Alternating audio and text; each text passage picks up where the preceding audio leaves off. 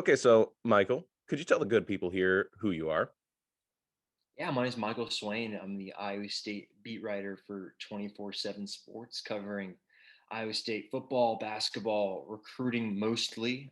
Kind of have maybe some of the freedom to dip into some other things if I so choose, but try and focus on probably those three things in general. The big revenue sports, then. And Yeah, where are you from? I'm from California originally. I'm from the Bay Area. Grew up in San Jose, California. Went to high school out there. Went to Kansas for college and recently graduated. Actually, not recently, man, it's been a year out of college now. So, yeah, can't complain. It's been a interesting upbringing for me. And when you were at KU, I believe we got you from the Rock Chalk 247 Sports affiliate, correct? Yeah, yeah. So I got my start there. What would have been August of 2019. So I spent 2 years with the Kansas 247 website. Worked for Scott Chasen there as kind of like an intern that was more than an intern in terms of workload and kind of the things that I did. But yeah, so I had spent 2 years prior working for the student newspaper at KU. Kind of worked my way up there. Got to know Scott a little bit from my time on the beat, and then he kind of approached me to join the team at 247, and I did, and it's one of the best decisions I've ever made. So being from the Bay Area, I'm assuming you are a big Niners, Raiders fan or just Niners. Yeah, I'm just specifically Niners. That kind of it's so weird growing up. I wasn't much of a football fan as a super young age. I was more into the basketball and baseball aspect, and then probably it was when Alex Smith kind of came into his own late on in his time in San Francisco when I started becoming a Niner fan. And then obviously the Colin Kaepernick era of Niner football, where you go to the Super Bowl, two NFC title games. It wasn't maybe the happiest time, but it was certainly a good time to be a 49er fan during the regular season, at least. And yeah, I've been following really close ever since. Sadly, had my run in with Chiefs fans while at Kansas for the Super Bowl. That was an experience in and of itself. But yeah, big 49ers fan, big Giants fan. Not so much with the Sharks as much anymore. I don't have as much time to pay attention to hockey, but yeah, definitely those. And then of course the Warriors. I've always been a huge Warriors fan dating back pre-dynasty. I will let everyone know before Kevin Durant came, before the 72 win season and all of that. I remember watching Warriors games when it was Baron Davis and Andres Biedrins way back when. So yeah, huge Bay Area sports fan, and that's really what propelled me into kind of doing this for a career. Yeah, I get that. I did not grow up a football fan. It was definitely more baseball for me as well. Uh, College football was one of those things that was thrust on me. Really weird that you mentioned not growing up a football fan. My dad was a huge University of Michigan fan, so he's a Harbaugh guy and all that. But huge University of Michigan fan. He went there. He's an alum. He's like all about it. And one time he's like, "Oh, those Michigan State people, if they spent less time partying and more time Yeah. studying, and then they could have gotten into Michigan. And if they just didn't go out burning couches all the time at just celebrating wins." I was like, "Wow, this Michigan State place sounds great." So I grew up a Michigan State fan because that was my dad made it sound like significantly more fun than studying and being a nerd. Yeah, that sounds a lot better. It's so weird, growing up in California where college sports in general aren't maybe much of a cultural reference point. There are Stanford fans out there in the Bay Area, but it's not Cal very much. fans. In Cal, like I've met two Cal fans in my life. I think it's like one of those things where the college sports aren't a huge deal. It's all about the pro sport. Oh, all good. Just that it's so different. California versus the Midwest in terms of college sports. And not many Stanford, Cal fans out in Bay Area, and yet you come here in Lawrence, Kansas, for example, big on KU, big on professional sports as well. But Kansas is a big part of that. You look at Ames and Des Moines, and it's really big on kind of Iowa State being one of the big programs in the state. Of course, a lot of Hawkeye fans as well for Iowa, but it's just so different. And the passion, I think, is a big thing that at least excites me. Because growing up, nobody got jacked up for Stanford games, even when they had Andrew Luck, and now you get kind of Iowa State now where they're on the verge of being a college football playoff contender. They are a certain Big 12 title contender. So it's just so different, and it's makes it a lot more fun, I think, in terms of covering the team where there's a much more passionate fan base. Absolutely. And even 2, 3 years back when they were just still being on the fringes of being bowl eligible, they were still packing the jack. every weekend. College football just means more in the Midwest. I love it. I moved up from Texas, where college football means a lot, but it definitely means more here per capita, I would say. Uh, you can go places in Texas, and pro football definitely matters more. I don't think there's anywhere in Iowa where pro football matters more than college. Mhm. No. And it's the same for Michigan to a certain extent. I probably cared more about the Lions than I did college football, but that was just a mistake. That's heartbreaking mistakes after heartbreaking mistakes. So, how do the grades work for you guys when you're grading recruits? Yeah, that's a Change pace. yeah, no, that's a contentious process. It like gets people wound up. I have a lot of people, not a lot of people. I've had several people over the course of my year here at Iowa State, kind of being the lead person, that have reached out and been like, "How do I?" I had one person reach out and be like, "Don't offers equal stars." I'm like, "No, no." Like the film, we've got our kind of regional recruiting experts that pour over the film. They talk to their own sources and their own people that know film and know kind of abilities and the traits to look for, and then they try and project off of that. So they get a grade, kind of from 0 to 100, and 100 is going to be your generational talents, your Javion Clowneys, the guys like that are just insane.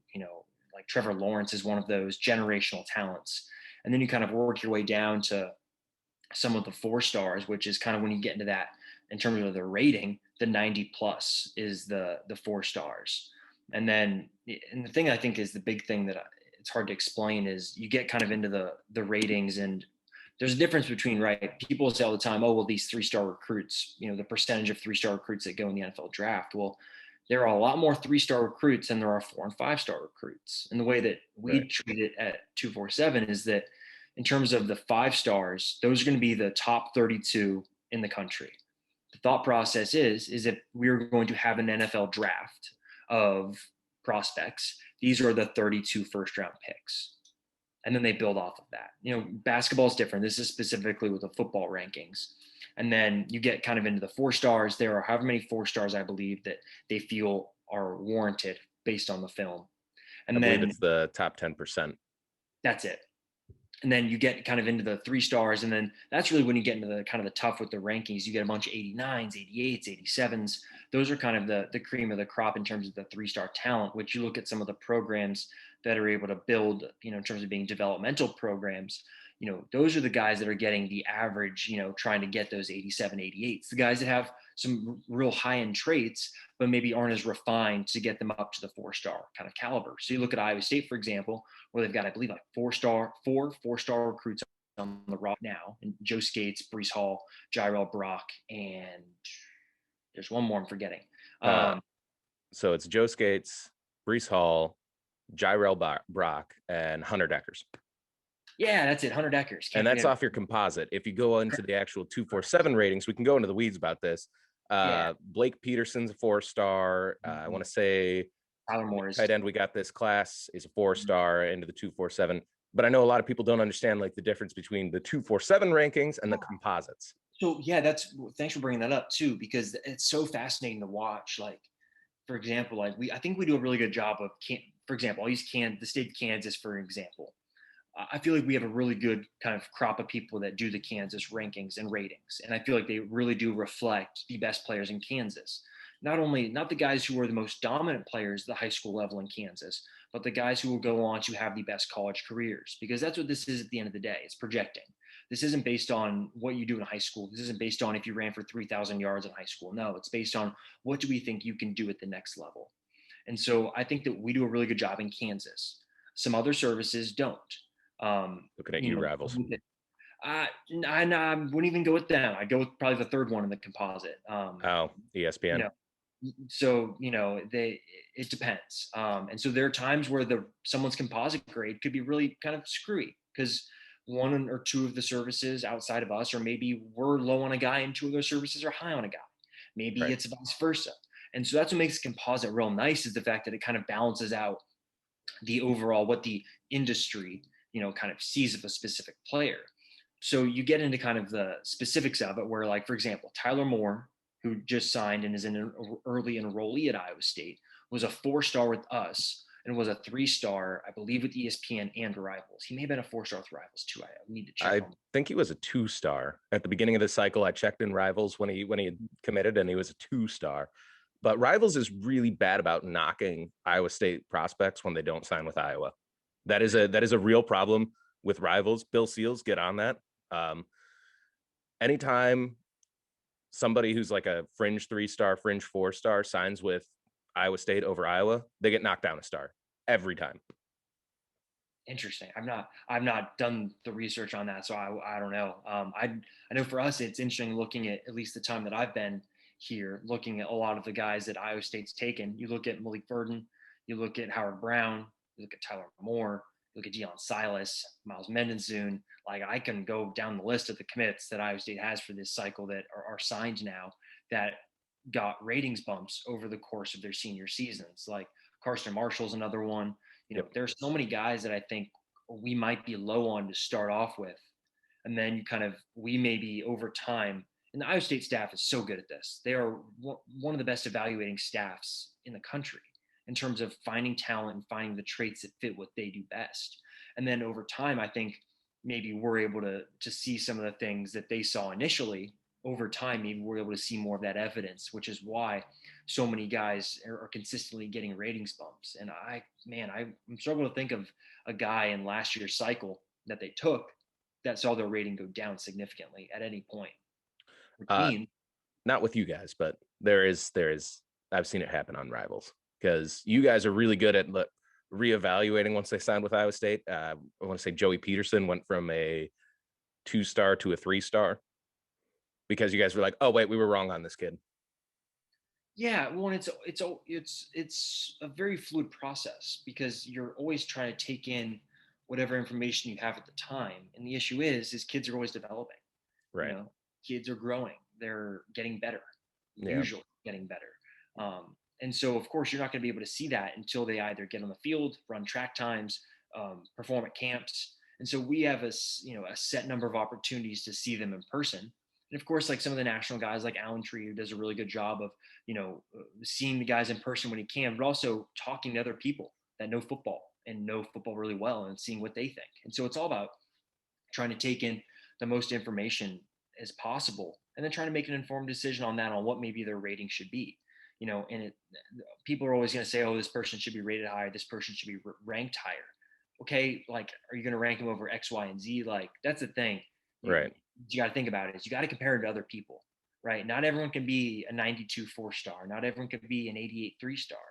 You've got to find a balance of where there's a hierarchy to it, to where person X may have offers and stuff and X film, but this person may have less offers but better film. You just got to weigh it. And I just think in general, I'll be biased, of course, because I get to kind of see it firsthand, but I do think we do a really good job of being open to development, and also guys that maybe we overshot. I think maybe like Eli Sanders at one point went up to an 89 and then got dropped down to an 88 just based on information.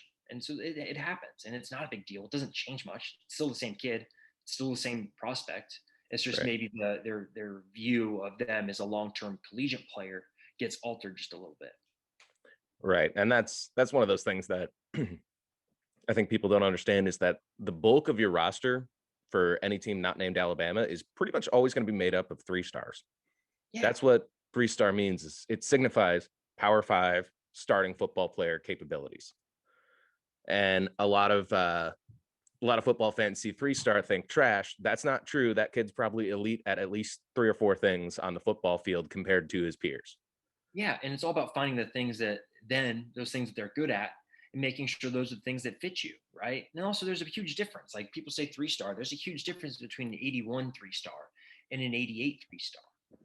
Right. Like there's a huge difference there in terms of the overall talent of that player, which I think gets jumbled with people that, of course, like not everyone's going to follow this super close. They're going to go look and they're going to see it on Twitter. Oh, who committed to Iowa State this week? Oh, let's go take a look. Oh, he's a 3-star. They see the number. I mean, I remember doing it in high school. Like I remember looking at some of the guys that, were either getting recruited from my high school or just guys in general that got recruited to Kansas when I was on the Kansas beat. You look at it first, you're like, what does this mean? Like, what's this huge number, 0.0, blah, blah, blah? Like, what's that? but you just see 3-star and you're like, oh, okay, it's this. When I think there's just a lot more data points, and I think in general people have done are being more open to maybe the overall information aspect of what these ratings mean. Yeah, I know exactly what you mean. My high school produced 1 2-star, and we were very proud of it. And he went to an FCS school, got paid for it, and that was it. That Yes. I mean, I'm not from Football Factory. I'm from very suburban area. I'm not from Cass Tech, where all the football players in Michigan come from. I'm from the suburbs, where everybody is small and weak and frail, and not tough and hardy. So we were good at football for a high school, but we were not producing collegiate players at all ever. One Division 1 player. Yeah, we had a couple. I think we ran. I mean, the thing was, our offense was the wing T in high school. Mm, Like, you're not going to get many guys that end up going to Power Five schools. Like, we had one guy, KJ Carter Samuels, who went to Washington for 2 years. He was like a 3-star, mid 3-star, high 3-star guy. Like, you could just tell he was talented when I watched him when I was a freshman in high school. But yeah, it's the whole high school scene so tough and so interesting to watch. For example, like guys Iowa State offers, and trying to figure out what the competition is that they're going against. Just because you can see someone dominate, and then all of a sudden you realize, oh, it's at X level. Like right. and a level at 1A, for example, in Florida is different than 1A in New Hampshire. Like, or 6A, whatever you want to call it. It's different everywhere, and that's always a challenge too, is trying to figure out the specific level of talent that they're going up against. That is absolutely true. I always thought that was there are a lot of A's in high school. When I was in Texas, that was a big deal. To be a 6A school was huge. You played with other 6A schools across the state. You got indoor football facilities, all sorts of weird stuff. And then you go to like the 3A, and there's still as much fan base and passion about it, but they know they're 3A. They just don't take a whole lot of pride. They want to be as good as those 6A schools. Looking at you, Alan. 6A, Alan. Great, great football school. Weird that high schools are doing that now, where they're actually recruiting kids specifically to come play football. It's wild. Like, Yeah, yeah, yeah. Allen just hired some big name coach. Oh, Chandler Morris's dad. Yes, that was Born. a huge issue right there with Chandler Morris's dad taking the job and Lincoln Riley blocking Chandler Morris from going to Texas Christian. Yeah, that's right. And it's like, do you really want to upset Allen? They produce 1 5-star every 5 years, maybe, but they'll produce one. Do you really want to upset Chandler Morris's dad? Because he'll say, nah, don't you go play for that Lincoln Riley. He won't let you play. Mm-hmm. Oh So yeah. that was a whole thing there. That was a stink. I love Lincoln Riley as a coach. He's doing a great job. It's Oklahoma, though. You expect your coach to do a great job, especially when he's not taking over from somebody who was just fired in disgrace, but a legend who just retired of his own volition. Second best coach in the conference. Matt Campbell's #1. Can't change my mind. Yeah, I think that's pretty clear, based on a lot of things. Not only leading an Iowa State program that doesn't have the richest history of consistent success, and being able to do it and then get it to this level, is just fantastic. So many programs wish they could do this, and it's kind of cool to get to watch it, I guess, firsthand. Oh yeah, I pay attention to a lot of the 247 sports podcasts, and it's been said, and I'm not going to name fingers or point names, but it's been said that he's actually upsetting a lot of other college programs because now they can't say, well, the system's just rigged against us. It's like, no, you just hired bums. Congratulations. Looking at you, Tennessee, hiring Jeremy Pruitt. That was a mistake. Land Yeah, wars in Russia and hiring Saban assistants. Those two things rarely work out. Like, history shows that maybe not a great idea. I mean, yeah, outside of that Nick Saban staff that had Mario Cristobal, Mel Tucker, um, Mel who Tucker's yet to be seen. I have faith in him at Michigan State, but like, he's taking over a disaster. D'Antonio stayed entirely too long. Mario Cristobal is acting very oh, they're the real deal.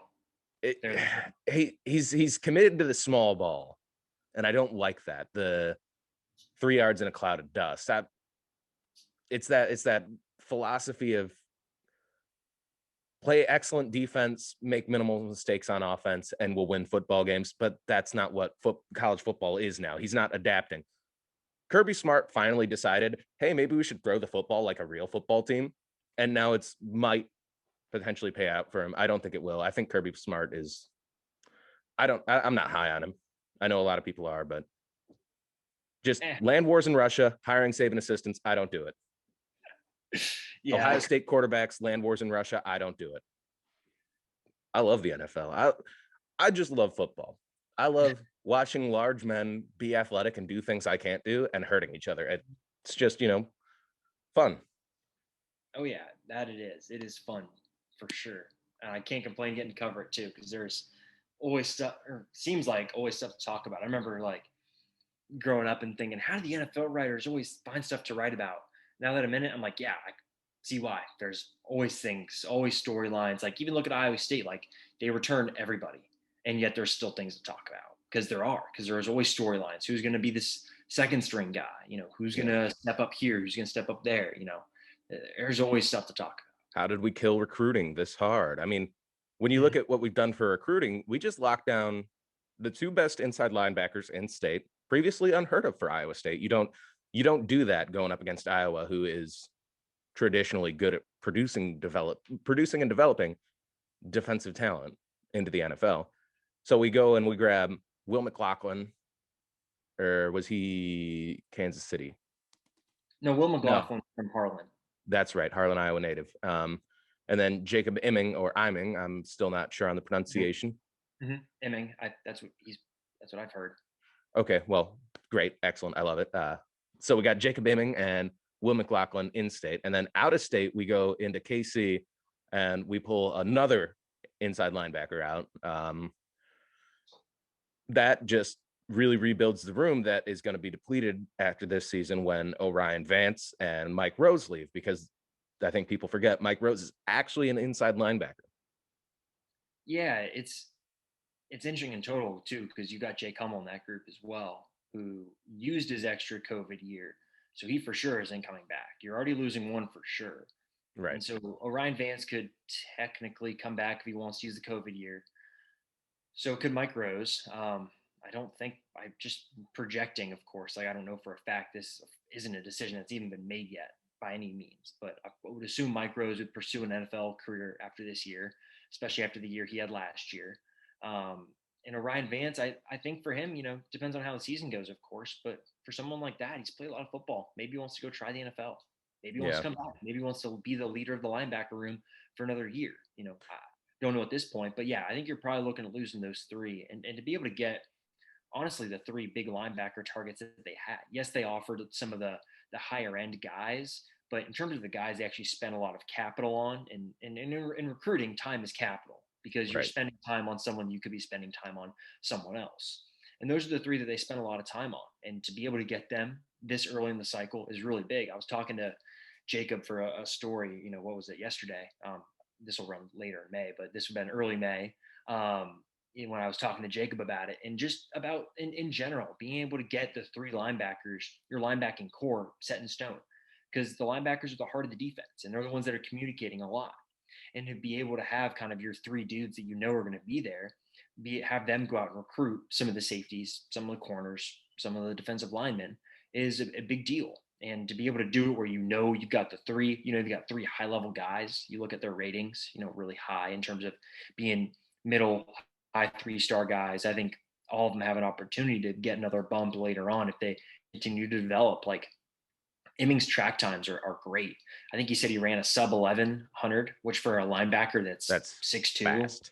you know, freaking fast. Like you're talking about, like that's probably what Mike Rose would run. Mike Rose is probably faster, I would think, but that's stupid fast. And so I think you've got three guys that, first of all, are pretty charismatic individuals just themselves. I think Will McLaughlin maybe is more on the reserve side, but Jacob's charismatic. Carson's charismatic. So these are guys that you can easily have them go out and kind of recruit and help the staff recruit, because that's a big thing. Yeah. It's one thing to have kind of the, the adults, if you will, even though Ohio State staff is very young, to have kind of the adult recruiting, but also have some of the guys you're gonna be playing with, the guys you'll be being roommates with, having those guys reach out and build a relationship with them that way, that's a big deal. And I mean, you saw that. It played a big role in Carson Wilich's decision to commit this early, Will McLaughlin's decision to commit this early. It was all really intertwined to having not only a really good relationship with the coaching staff, but also with Jacob Emme.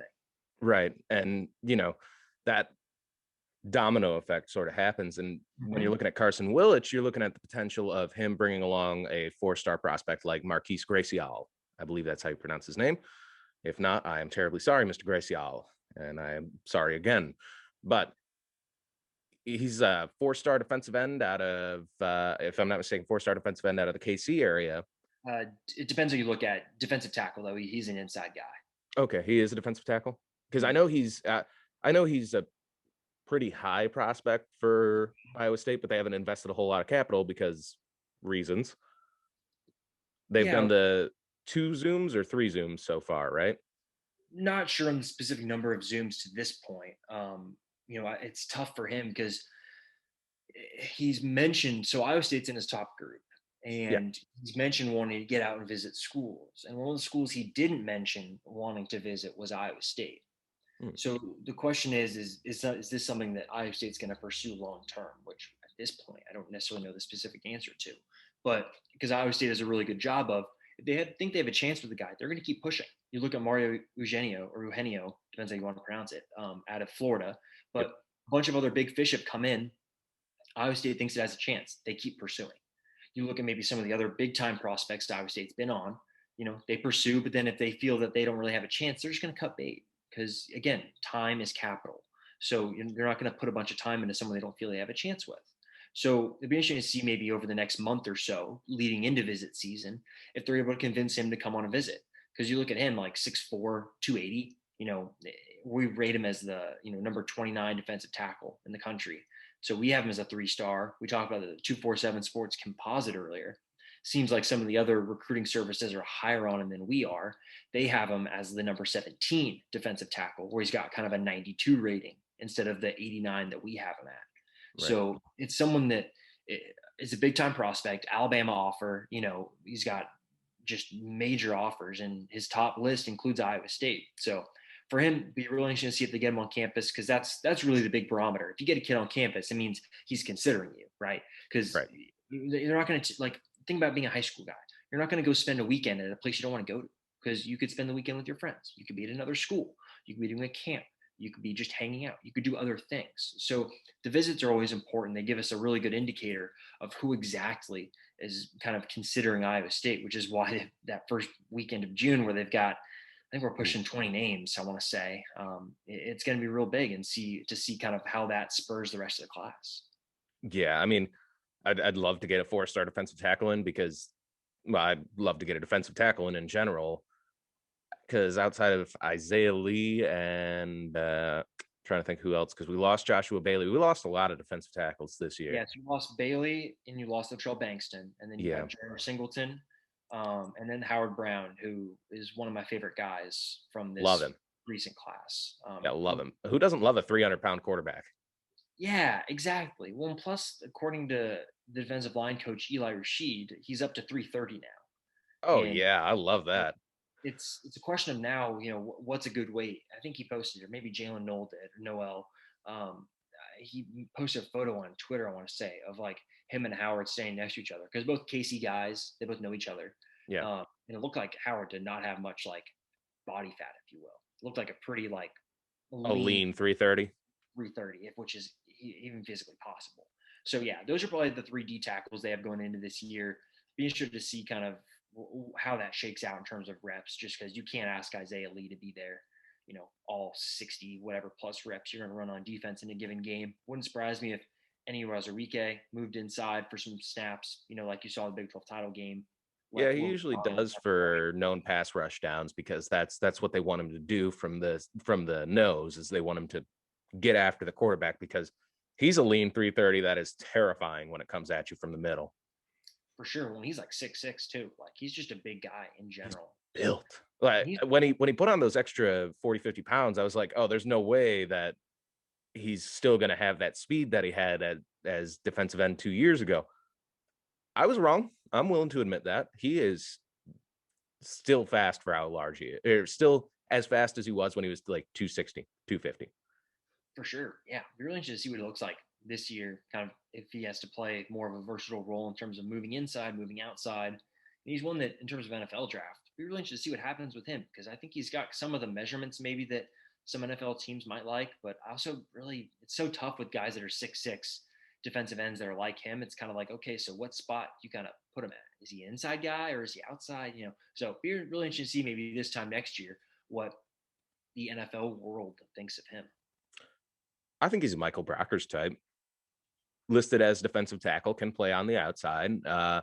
If you're running a 3-4, I would use him as my third defensive lineman on the outside in between the jack and the nose.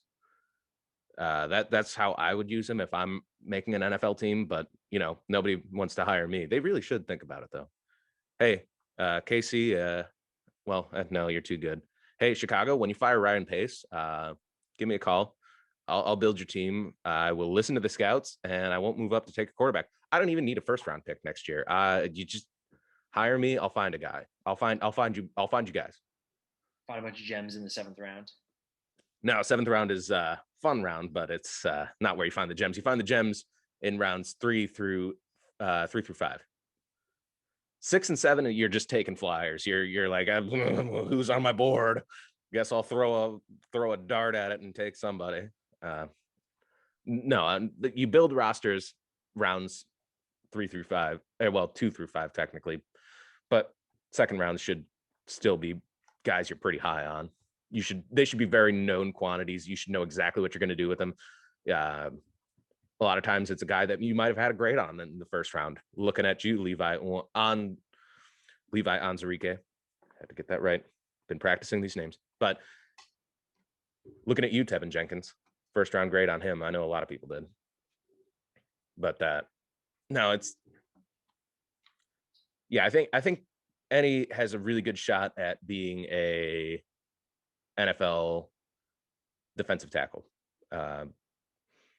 It really just all depends on how you want to use him. If he's used correctly, he's got the strength, the speed, and all the measurables that you like from somebody to be able to stop the run and get after the quarterback. He's got really, really high upside. I've liked him. I was big on him last year after I saw the weight change and just how he played. I was like, oh, yep, NFL guy right there. NFL guy. I wouldn't play him at the nose, even though that's what we're going to do because that's how we play. I would play him more outside. Yeah, I remember it was a point of contention last year a little bit when I think Campbell said that he put on 25 pounds ahead of last year, and it was really good. Yeah. You're going to see what he looks like this year because getting another season off season under Dave Andrews is going to be big for I think a lot of these guys. Well, I think that's the real. You mentioned the name that has changed the program, that pushed it, give it the final push to go from bowl eligible, fringe relevant to really good. It's Dave Andrews. His job as strength and conditioning coach cannot be understated because he gave the offensive line the strength and the stamina to play all 4 quarters. I mean, I guess he didn't give it to him. He made them earn it, but he apparently terrifies them a little bit because that's what your strength and conditioning coach is supposed to do, push you to the point where you're scared of him.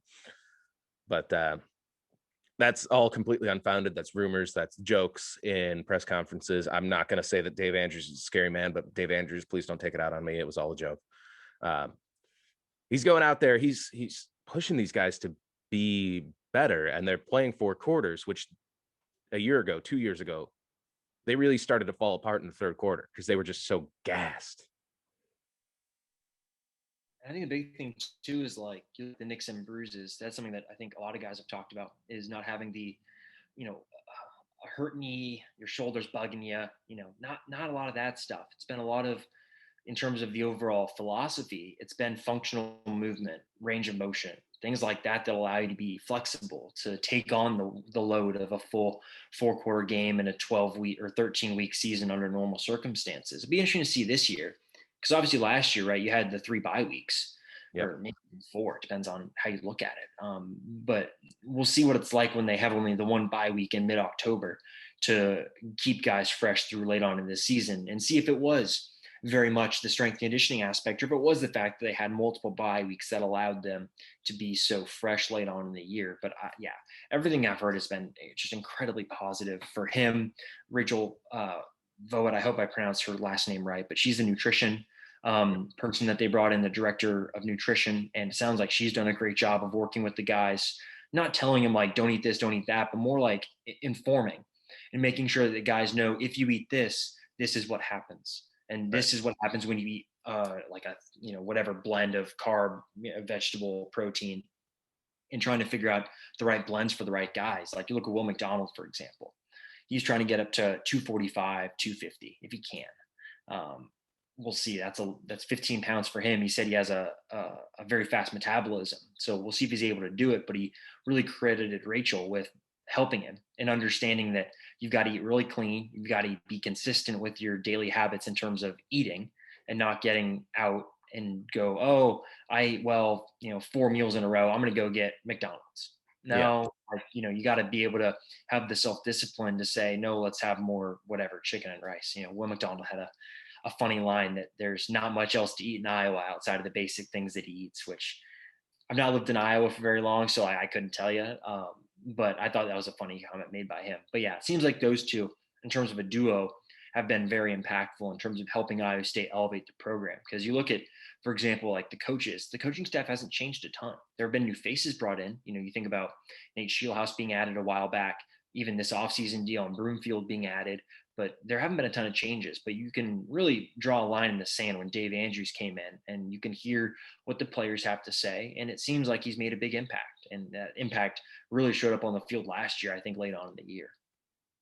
Yeah, and that was something that was notorious for Iowa State, is falling apart in the second half of the season. I'm interested to see if it was just the schedule as well, but I've got feelings and inklings and suspicions that that's not the case, because after games, players were like, "I could go another 3 quarters. Do you want to go another 3 quarters? We can do this some more." And that's it. Used to be after the game, you'd look and they were just like so gassed. They were just whoo in that fourth quarter.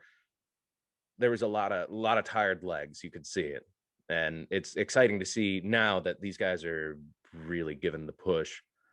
Talking about other notable recruits, how about that Rocco Becht kid? He's going out there. He's recruiting guys like Greg Gaines, if I'm not mistaken. To Greg Gaines on Twitter, and this is just Twitter, of course, said #1 QB in the class with a picture of Rocco Becht. This was before Rocco Becht committed to Iowa State. Hey, Greg, we got some spots open. Yeah, I would say it's in a good spot there. They We'll are. see how things kind of play out. He's going to take an official visit to Iowa State. He's known Rocco for a few years now. They're both Tampa Bay guys, or kind of from the Tampa Bay area, I should say. I'm not really overly familiar with where Zephyr Hills is, where Rocco's from. But yeah, they've known each other for a while, and that was one of the first kind of calls that Rocco made once he committed, was to Greg and be like, "Hey, you should for sure come here." And I think he's done a good job of recruiting kind of some of the other Florida kids. You look at Mario Eugenio, you look at Toph Thomas. Those are two big defensive line prospects that Iowa State's in on. Rocco's been in contact with them through Twitter, and texting him a little bit. But yeah, he's done a really good job. I think he's kind of taken on the role of being the whatever Jacob Imming was for the Midwest. He's trying to be that for Florida, because Iowa State's on so many guys in Florida right now. It's kind of funny that you look at kind of maybe the Iowa State recruiting footprint. It's really just basically the Midwest, whatever 200 miles around Iowa State, or whatever the mileage is. But they're really focusing on the Midwest, and then hit Florida and trying to And Arizona. and oh yeah, of course, Arizona too is a big one, that they've done a really good job with Chandler High School in particular. But yeah, it's interesting to watch maybe the footprint and how they really stick to it. They don't go offer guys on the East Coast very often, if at all. They don't go to Texas and offer very many guys at all. They do it here and there, when they feel like they have a good shot at it, but Right. they aren't like trying to really stretch out of their comfort zone. They really hit the comfort zones hard. And they do a really good job because they have the connections. They're able to find out about these guys early. You look at Greg Gaines, like Iowa State was one of the first offers, and they offer you and they believe in you. They'll continue to build that relationship. until they feel like they don't have a shot at you anymore. Then they might, cut ties or just decide to maybe move on to someone else. But they're really good at that. And I think that that allows them to, for example, like Rocco, he's killing it this spring, but Iowa State's been on him for over a year. They saw him early on, like, yeah, we like you. Like, Drew Aller or Aller. I always forget how to pronounce his last name, but the guy that's going to Penn State, they were in on him early, Yep. before he blew up. And now he's going to Penn State. He had Michigan offer, like big time recruit. Did the same thing with Rocco, where now he's someone that's blowing up on the spring circuit and is probably going to get another ratings bump at some point during his senior season or before he signs with Iowa State. So, yeah, it's a big pickup to get a quarterback like him in the class this early, because not only that, he can now go recruit some of the offensive players, but him being a Florida kid too, he kind of allows him to be maybe a player voice for Iowa State and Florida. Right. And, Iowa State does a really good job at getting in on kids early. And one of the names that I always think of is JJ McCarthy. They were in on him early, and he ended up becoming a 5-star and committing to Michigan. And now he's their next savior. If you listen to Michigan fans, which, I've got a long list of names that have been your next savior, and none of them have. Michigan fan, you really gotta accept the fact that you are a middling school now. You don't matter. And that makes me happy to say, because I am a spiteful person like that. So how about that Hunter Deo kid? That's probably all going to be cut, by the way. How about that Hunter Deo kid? Yeah, that's an interesting one. I don't think he's coming to Iowa State. That's just my take. I think he probably ends up at Iowa. I think the crystal ball picks that are on him right now to go to Iowa, I think they're pretty accurate, but getting him on campus is a big deal. Um, like we mentioned earlier with some of the official visit stuff, it's important to get these guys on campus to not only get your recruiting pitch across and to get some face-to-face contact, but also so you can be around the guys. Like that's the whole thing about this too, is this first visit weekend and second visit weekend in June are going to be real big opportunities for some of these guys to get together and see if they gel. We already know that, Emming, Willich, and McLaughlin, they all gel pretty well. We already know that Rocco and Greg Gaines are going to gel well, but how are some of the other guys, the other targets, how are they going to kind of feel about it? So really big for Iowa State to just even get him on a visit. I just think he ends up at Iowa. Just between, I think the fit at Iowa would be nice for him, and I think that he's just leaning Iowa. That's what I got there. Not a ton more. Iowa State's still recruiting him. But it's not one of those where I feel like pounding the table. He is gonna come to Iowa State. He's, the crystal balls are wrong. Yeah. I think they're pretty spot on. I think Sean's done a good job covering that recruitment. Yeah, I don't blame him. Like that, you're a kid in Iowa, black and gold's kind of the thing. You grow up watching that. That's what weekends are about, Iowa football. I can understand the interest. Oh, well, let me just say it's a recruiting coup in general to even get him on campus. Mm-hmm. To even get him interested is a pretty big deal. But no, he's still going to go black and gold. And that's okay. Like, yeah. I mean, well, it's not okay. It's disgusting. Well, no. Here, hold on a second. Here's the thing. You're not going to get every kid. Right. That's just how it works. Like for a long time, if you look back, like whatever, Iowa was able to dominate the in-state recruiting, but Iowa State still got a couple guys, and now it seems like things are shifting to where maybe it's more of a 50-50 split, where you look at the McLaughlin, Emming, and then kind of see how obviously Eli Raridan went to Notre Dame, which really good for him. That's awesome. Congratulations, by the way, on your commitment. Yeah, that's super cool. Like anytime someone from Iowa can go to a program like Notre Dame, regardless of like the family connection, like he is good enough to play at Notre Dame, which is sweet. Like that's cool. And that's going to help in terms of long-term stuff, letting players in Iowa get more attraction, which again, if you're Iowa State, maybe you don't want, maybe you want the Hunter Deckers of the world and your Emmings to be a little under the radar so you don't have to face that competition. But if you're Iowa State, you feel like you could compete with the best of them in terms of the recruiting battles, and you can. Right. I mean, it looks like we guaranteed lost Xavier Nwankpa. It looks like that was one of those cut ties. His recruitment blew up and he doesn't even care about us anymore. That's fine. You get offers from Alabama, it's a business decision at that point. You really have to think, okay, do I want to be a safety in the NFL or do I want to play for Iowa State? And Yeah, he'll end up at a college football playoff contender, and he'll be.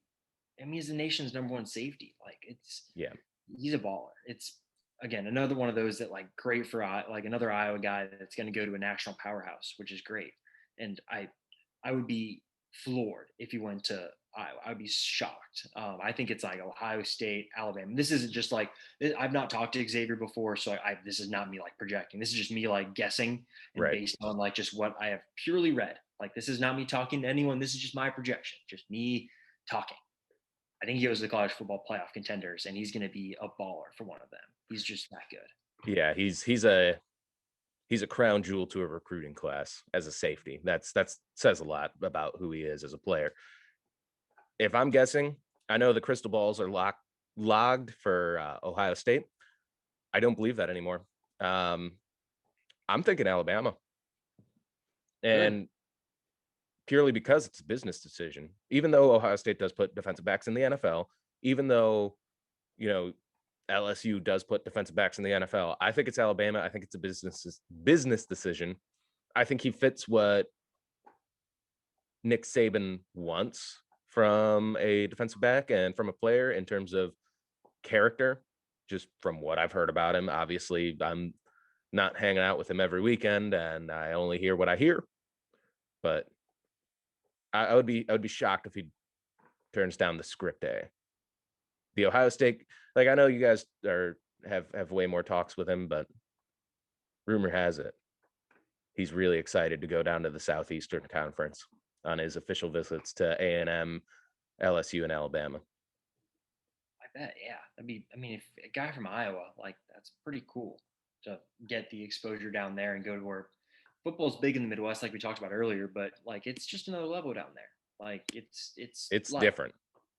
and yeah, it's cool for him to be able to get the opportunity to or earn the opportunity to kind of get to go see these places because it's cool. And I'm excited to see what he does next, even if it's not in the Midwest or even at Iowa State or anything like that. Like I'm excited to see what he does because, by all accounts, just an incredible individual and a really talented guy as well.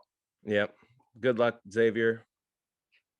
Uh, please don't choose Iowa. I don't want them to be happy about anything because I'm petty. I'm real petty. Uh, so you didn't grow up a college football fan. So who's your favorite college football rivalry then? Ooh, I think probably Alabama Auburn, and I got a reason behind this. The Iron Bowl is usually played around kind of the Thanksgiving time, and I always go to Florida, or I guess used to go to Florida to visit my grandparents for Thanksgiving. And I always remembered like going to the gym at the same time as the Iron Bowl every year, like just and I always had it on like run on the treadmill or whatever. And I always remember watching it. And then I always remember like being darn good games. Like I remember Cam Newton going wild, Yep. And so and then you look at like the kick six that happens and just I think that's probably my favorite. I think the Iron Bowl's great. I think when Auburn and Alabama are at their best, I think that's great. Honestly, like Alabama LSU is pretty sweet too, but that's just not been very close. But yeah, so probably the Iron Bowl. Yeah, probably the biggest one. USC Stanford's pretty fun when Harbaugh and Pete Carroll were going at it, but that's way past. That's way in the That past. wasn't even really a real rivalry though. That Well, was just two coaches who hated each other. I loved Yeah, it. I mean, it was like I get what you mean. It's always fun when there's more hate to it. Like when Baylor used to have Matt Rule and ISU had Matt Campbell, and it was the Matt Bowl. That was some serious hate, like on the field. There were fights. That was beautiful stuff. But now it's Dave Aranda, and we don't know what he's going to be as a head coach. But it didn't look very inspiring last season, which I don't think any new head coach had a very inspiring first season last year. Iron Bowl's up there. I'm gonna give you that one as like a solid one. big picture college football. If you're That's what you consider makes the most important rivalry. oh maybe not in all college football. In all college football, like Ohio State, Michigan is up there, even though that's not been That like one that's been stinks. so one That sided. was a boring rivalry. Nobody cares. That's another one that I've got like my relation with in Florida because it's the same week. Like, and we would always like watch the Ohio State Michigan. Like, and every year I was like, oh, maybe this is the year Michigan will do it. Maybe this is the year Michigan will compete. And every year it's like, oh nope, Ohio State's going to train roll them again. If you're leaving the college football playoff as is, if you put your little czar hat on, you're leaving it as is completely. Then I would. Man, it's tough because I would probably want to at least tweak it a little bit. But I think in general, yeah, I probably would tweak it, maybe add two teams. I don't know. I just don't think you can ever really find the perfect balance. Like March Madness, for example, for basketball is very flawed. But I'd almost say like a March Madness type of tournament would almost be better for college football than March Madness is for basketball because basketball is such a high variance game that one hot 3-point shooting game can knock a team out. yep, Football is yes, turnovers are a high variance factor in football, but you see teams overcome turnover margins all the time. And so I feel like maybe going to even like a big picture, let's take the top 25 teams. I'm just giving a number here, right. um, and letting them play it out over the course of a month, for example. Now, the question then you get into is you have to cut your regular season, you have to cut the non con because you can't make college kids play a 16-game season. That's just not, I don't think that's fair overall. But I think maybe that sort of format, if I was the college football czar, if you will, I think I'd probably go with that, where we take the top of whatever teams, we make it a bracket style tournament.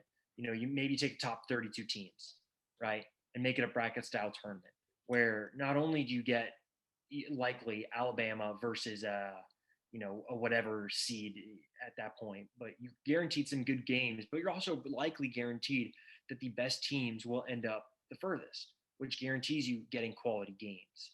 Um, Now, granted, if the talent disparity is like it is now, probably not as likely, but who wouldn't love to see, for example, Iowa State and Oregon in a college football playoff Elite Eight, right?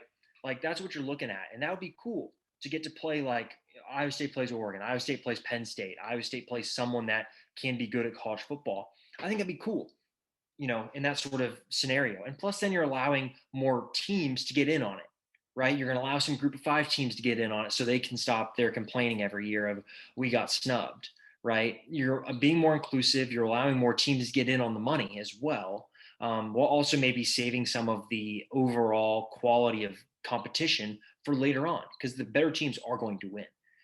Appalachian State is not going to come in and upset some, Power Five team every year. It could happen once. It could happen maybe once out of if we do a 32 team, like it could happen once, but it's not going to happen all the time. So I think that might be the way that I'd go with it. I was going to say there's a notable Appalachian State Power Five upset I was thinking I of threw there. that out there for you. Looking at you, Michigan. Looking at you and all your irrelevance. I love it.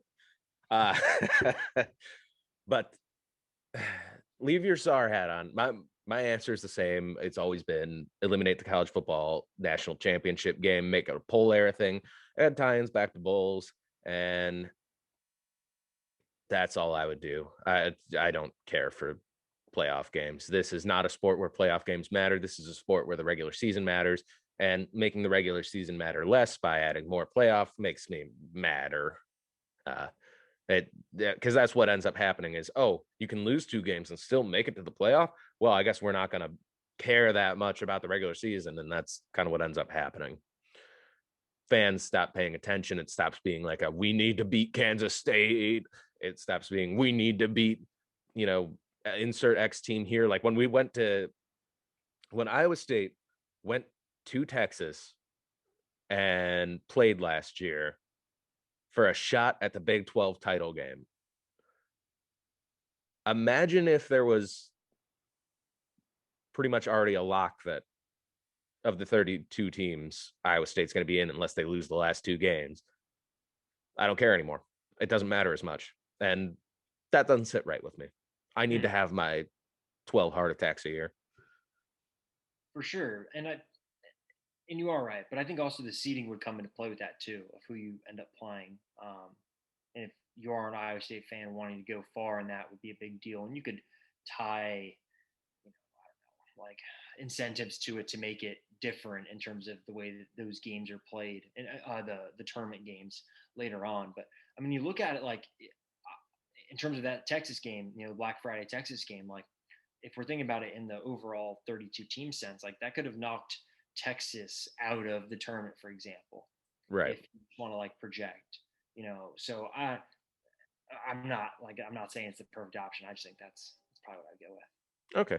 And leaving your czar hat on, you're in charge of you're the mayor of all things college football. How do you realign the Big 12? What do you do?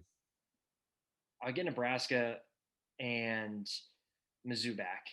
I get Texas A&M back. I kick West Virginia the curb and Baylor. I get rid of Baylor and maybe So now we I'd have let an odd number of teams. no, I'd let Baylor go. I like TCU too much. Dang. There's one. Texas Tech. That's fine. We can get rid of Texas Tech too. Get rid of Baylor and Texas Tech. I'm fine with that. See, there was And one I thought you were going to add for sure when you kicked Baylor to the curb, and that was Colorado. oh, nah. No. They can stay in the Pac-12. Just bring Nebraska back, bring Mizzou back, and bring Texas A&M back. Like that would bring some big fish back to the Big 12. And first of all, like you get so much good stuff with those teams coming back. You get everyone hates Nebraska first of all, like in terms of the Big 12 schools, right? Great rivalry. Iowa State fans do not like Nebraska. Kansas fans do not like Nebraska. You know, and then you get Kansas Mizzou comes back. You get Iowa State versus all these teams. You get Texas A&M Texas back. You get Texas A&M Oklahoma. That's probably the route I would go. Texas A&M is not leaving the SEC though with that money. No, no, no. I think it's weird that Mizzou's considering it even by testing the waters with their wrestling team, because that's leaving a lot of money on the table. I guess the only thing you can think of is they're in the SEC East, and that's expensive. All that travel is very expensive. It just makes sense for them to come back from a cut cost.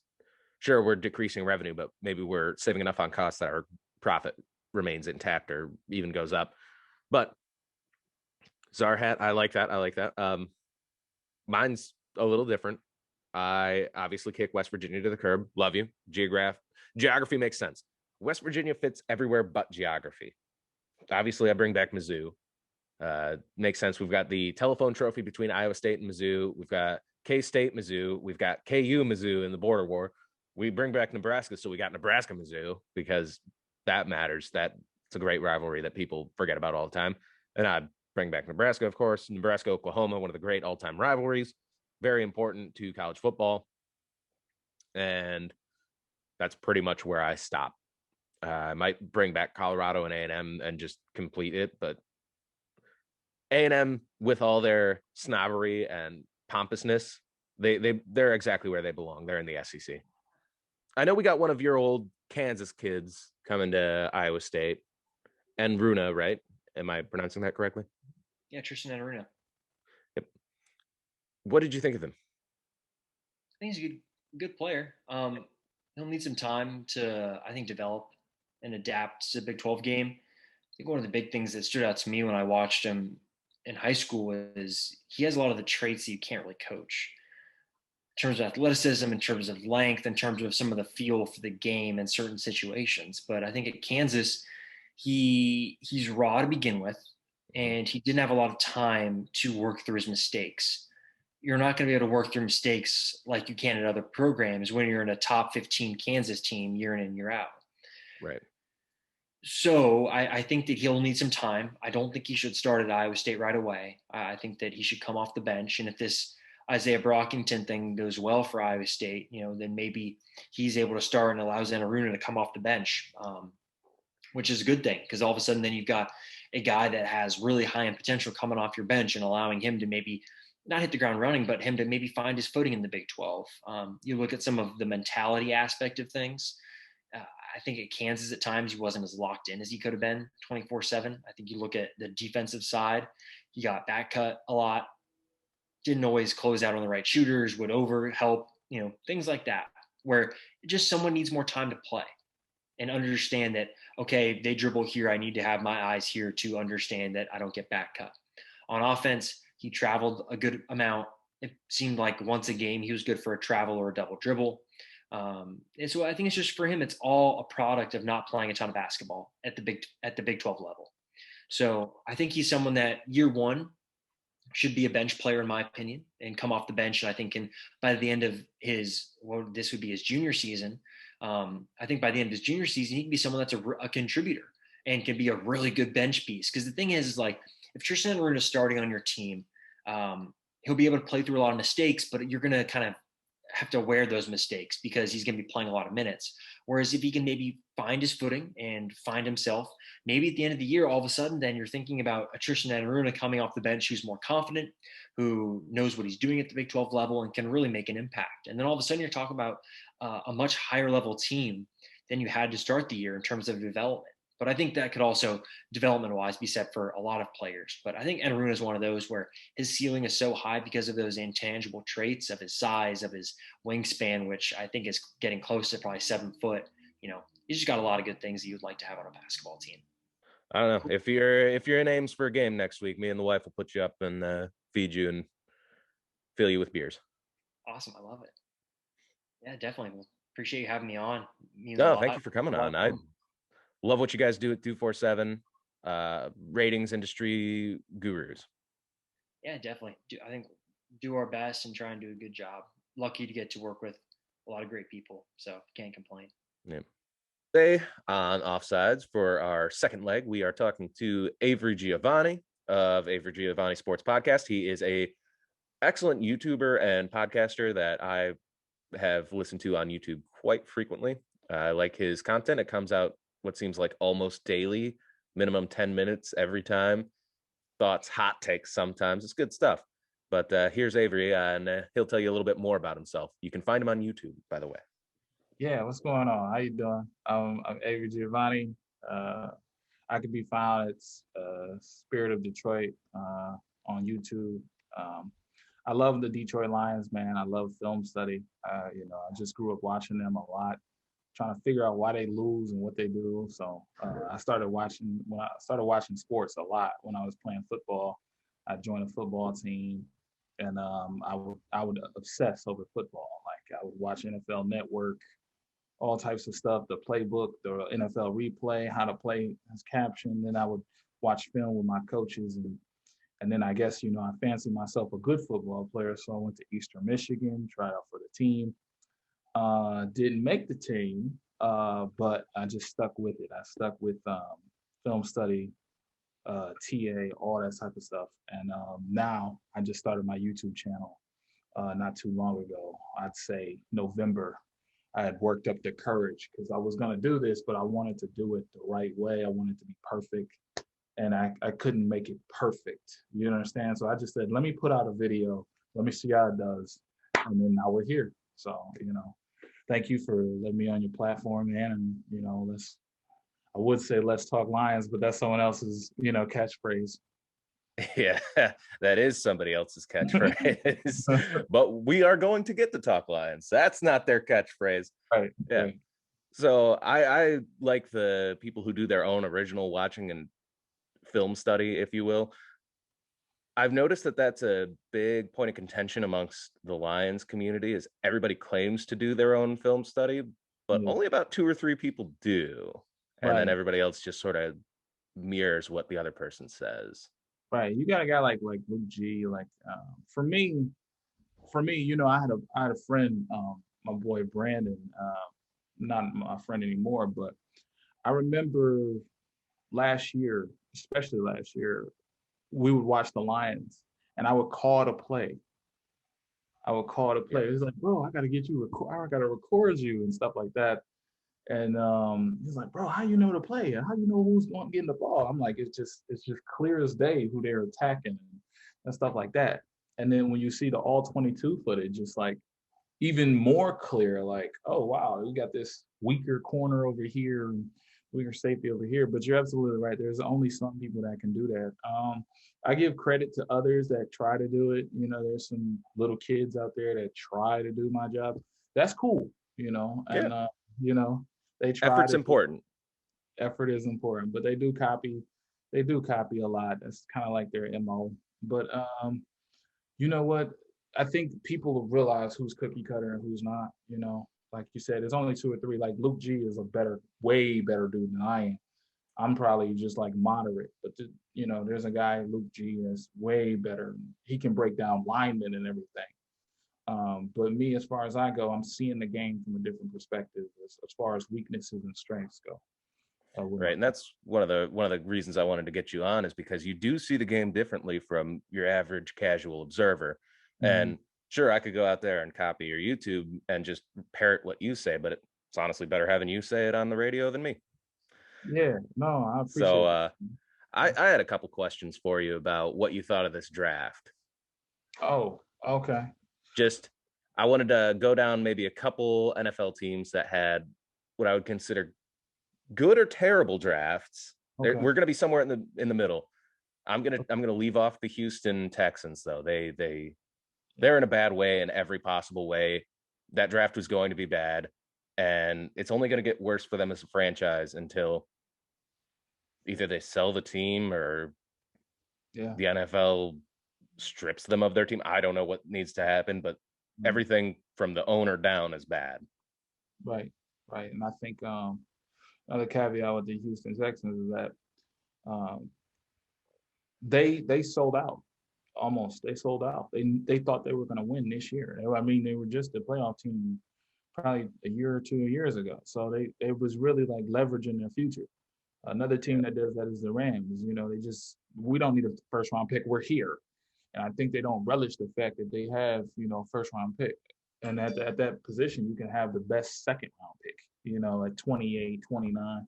And I don't know why these teams just leverage their future and continue to and you're right. Houston going to be terrible for a long time. They're going to be the new Lions, I believe. Yeah, they're looking at least 5 years of rebuild, because their offensive line is built around Laramie Tunsil, who's maybe about done with the Houston Texans. If you want any rebuilding, if you want to speed up the rebuild at all, you're gonna have to trade him, and you're not gonna get what you got or what you paid for him, but you're gonna maybe get a second and a third. Deshaun Watson, no matter the results of these off the field issues, he doesn't want to be there. You lost DeAndre Hopkins, traded him for a bag of balls and a used jockstrap.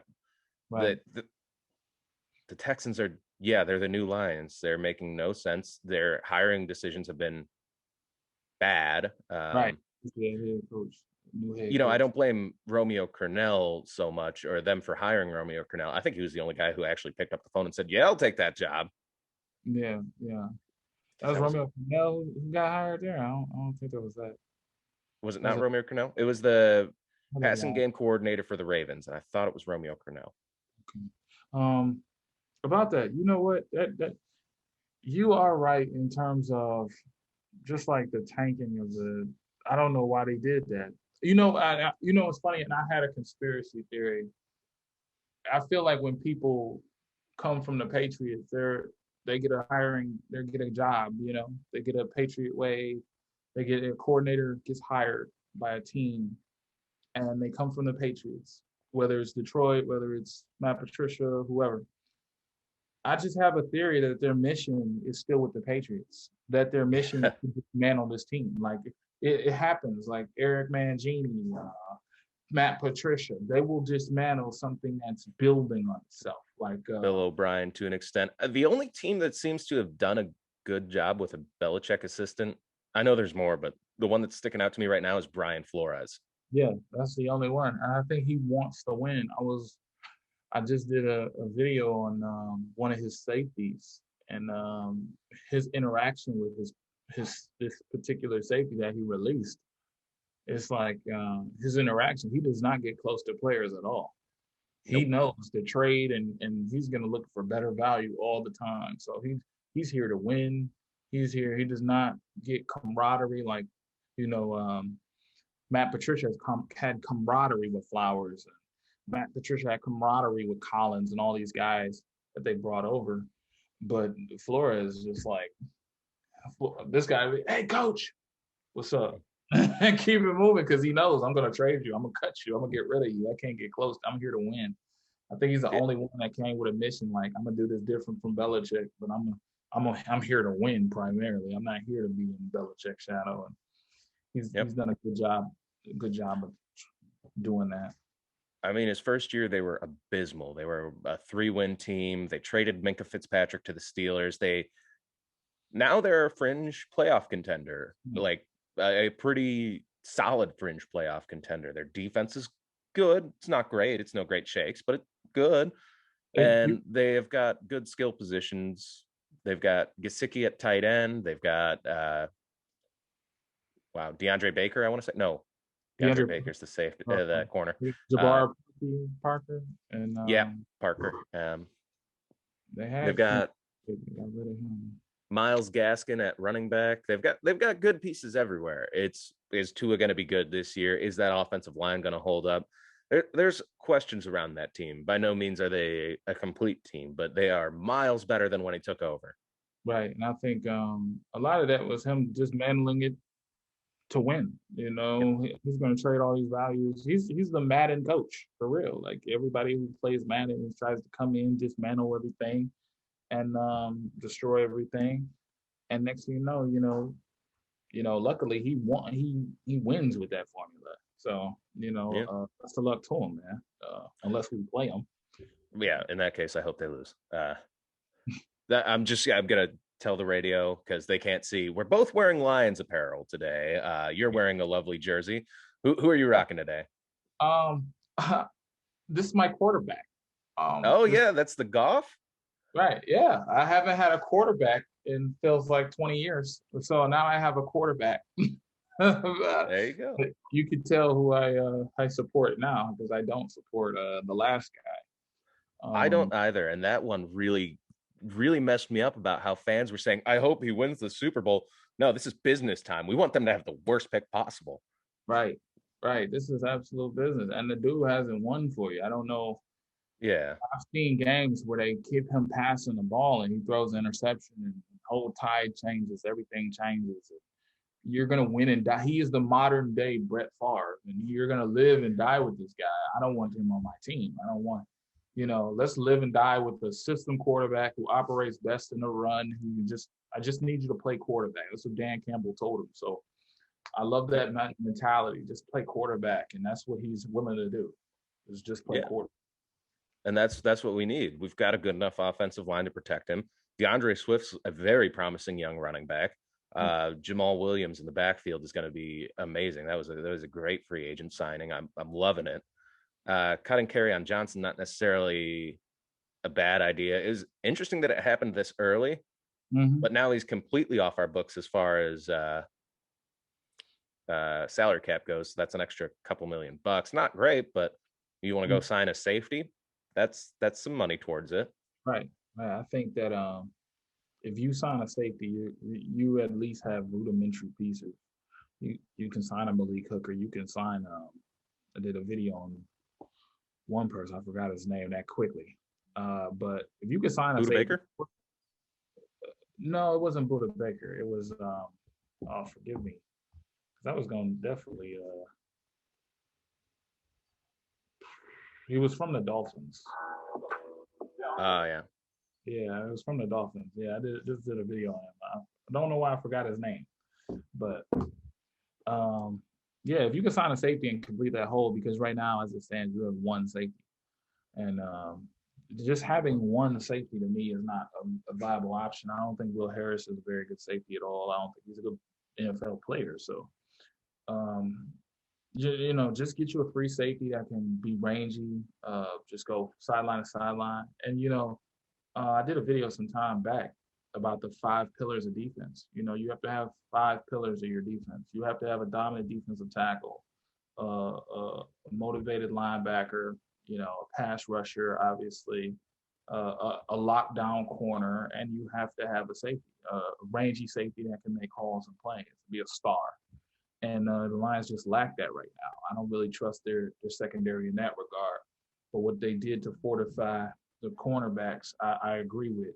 But as far as a safety, if you can add a safety, that'd be amazing. Matter of fact, if you could convert Richard Sherman to safety or free safety, And, he's a little older. He's 32, 33 years old. But if you can convert him to safety or have conversations with some free agents, they just brought in a guy, an undrafted rookie free agent from Oregon.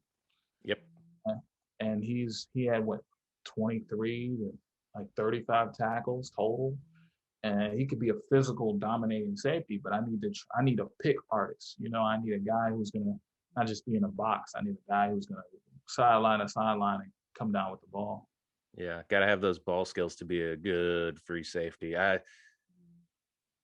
really like that about Iowa State as a football fan is we really do good jobs with our safeties. But Right. our safeties aren't coming out in the draft until next year, so I guess I gotta wait for my good Iowa State safeties to play for the Lions. Right. Hoping for it. Hoping Greg Eisworth, you're gonna be a champion for the Lions. I feel it for years to come. And I gotta praise you on your channel. You really put me on Iowa State. Out here we just had a Big Ten and we make convoluted arguments about who's better. We're watching old man football. I love the way that team plays, man. You have a streaky quarterback. I'm gonna admit that, but he has some heart to him, and that those skill positions are amazing. You guys are like, next year is your year, I think, and I think that program is gonna really dominate the airwaves for real. It's going to be hard because we've got Oklahoma, and judging off of what everybody's been saying, not just people who are Oklahoma fans, but people in the SEC, they're saying if you put the Block G on that helmet, if you put the Script A on those uniforms, you would be saying national championship defense right there. Oklahoma is building something. It's unfortunate that it just so happens that Iowa State's best football team is coming up against Oklahoma's best football team in the past decade. It's going to be scary here in a bit. Yeah, man, it's probably going to be a little scary for you. But what's going to happen is, once upon a time, Josh Rosen beat USC, and he came back 35 from nothing, So I don't think Oklahoma's cracked up on the offensive side as they supposed to be. So if you guys get a leg up, honestly, if you guys get a leg up, you guys are going to be really hard to beat, especially if you get ahead of people. It'll be really hard to beat because those wide receivers, man, it's just amazing. Yeah. Well, we're a second half team, which is kind of weird, not great. I'd really like to play all 4 quarters, but we are a second half team all the way. Those adjustments on defense get made in the locker room, and then they come out halftime. They shut out Oregon. They shut out Oklahoma. They shut out Kansas State completely for 4 full quarters, a whole game. They held West Virginia to 6 total points, and that West Virginia team was just running the ball down people's throats with Letty Brown, and Jarrett Dagey was having a good year, and we held them to 6 points. We embarrassed some people at the end of the season last year. We made some really good football teams look really bad. Yeah, especially when you got that underdog mentality, and I think that comes from your quarterback. And that comes from everybody. Yeah, nobody really on the team aside from, I can name all 4 of our 4-star football players. It's Breece Hall, Jirel Brock. They're both running backs. It's Joe Skates at wide receiver and Hunter Deckers, the backup quarterback. That's all 4 of them. Wow. The rest of the team, completely 3 stars. A lot of under-recruited guys that Matt Campbell and staff, Matt Campbell and co., a lot of Derek Hoodger, so I've been told, is just evaluating. And they're evaluating at an elite level. They're finding what fits for them, not just what is a good talent, what fits their system. They're finding this mentality as well of resilient, strong football players with backbone. They don't like the kids that are just talented. The adage has been, we want to see you play another sport and do bad at it so we can see how you handle adversity. That sounds like Dan Campbell to me, man. That sounds like my 2 favorite coaches are Campbell, so I'm a lucky guy. I got a kneecap coach and I got the process coach, and they're both great. Yeah, he's and I just want to say, like, the wide receivers, man, those are first round picks, man. Just like some of those guys is just amazing. Like one guy, Xavier Hutchinson, that was the guy who you mentioned. Yeah, this dude's amazing. Like, this dude is a highlight reel. And then Sean There's Shaw. a guy in a slot, but he's like 6'2". I'm like, man, y'all got some trees back there, man. And it's nice to see you guys spread out wide and still pound the rock too. That's I think that's the same culture the Lions are gonna have. So I liken the two very similarly. It's like this spread offense that we can go crazy, but we don't have to. We can Yeah. pound the rock, we can control the clock, and you know, Brock Purdy, man. I was looking Three-headed at. monster at tight end as well. Oh yeah, yeah, you got it. You Yeah, got it, man. got everything you need. He's cold. The tight end is cold. Uh, His I will name. tell you, if you want to bring the girlfriend out for a game Oh, this year, we will put you up and we'll show you a good time. Because oh Ames yeah, is also, yeah, it's not just good football, it's good fun. yeah. That tight end Colder, man. That dude's going. That's a first round pick right there. That's a Baltimore Raven right there. If they need another one, I don't know. Now they got the Mandrews. That screams lion to me right there. That screams Oh I'm yeah, gonna it says I'm gonna come in and I'm gonna be better than TJ Hawkinson from the right school in Iowa. yeah. Oh yeah. Yeah. That's right Because school. that other school in Iowa, man, we don't like them too much. Yeah. Oh man. I don't actually watching young. I've been kind of like blind to college football, but connecting with you has been great because you put me on another division. So I'm watching the SEC. I just don't. I'm not impressed because it's like the You know NFC, who's gonna win. You know who's right? gonna win on Friday night. It's like the NFC East where it's like, oh, like these are the teams that we pay attention to. Like it's like forced down your throat. And those guys, Big 12 and all that, they actually play the game in a fun way. It's attractive. Some teams pound the rock. Big Ten football is lame. It's lame to me, completely lame. It's just like we're gonna stretch left, stretch right. This is the Michigan ways, Yep. and the Spartans don't make it any easier, man. It's just like watching like D'Antoni and all those guys. Even the coaches Michigan has had have always preached the same nonsense on Saturdays, and you deal with that for 20 years. You just want to stop watching, but you Yeah, guys I are know. We fun. grew up in the same area. We had the same area code actually. I was a 248 kid too. But I remember I used to think college football was torture and boring. The best thing that ever happened to me was I moved to Fort Hood and I saw Big 12 football for the first time. And the parity was it was astounding. Like you didn't know who was going to win a game. Like even the odds makers don't really know who's going to win a game. Kansas State beat Oklahoma 2 years in a row. Iowa State's beaten Oklahoma 2 out of the last 5 meetings. I forgot about the Big 12 championship, but like even the best teams in the conference still usually have a little trouble. There's never Alabama where it's like, oh look, they're just gonna cruise their way through once they beat Georgia, or LSU. Oh, they're gonna cruise their way through once they beat Alabama. And my favorite quarterback in the draft he beat Alabama. He beat Alabama. Yeah, he beat Alabama like 74-72, and he still gets overlooked. He's still the third round pick, and I think he's going to be the best quarterback to come out the SEC, and that's Kellen Mond. I think That was Kellen Mond. Arkansas. Yeah, he's going to be. That game was my introduction to him, and years later, now to see him drafted, and his numbers last year wasn't great. 20 touchdowns, 6 interceptions. He's going to be a problem in Minnesota. I'm Oh letting yeah. you know right now. And that Chicago, like our competition, you have to look at the competition. Chicago has nothing but 20-year-olds on that offense, on that roster. Well, Chicago's an interesting one because they're like somebody who's in massive amounts of debt putting their mortgage on a credit card.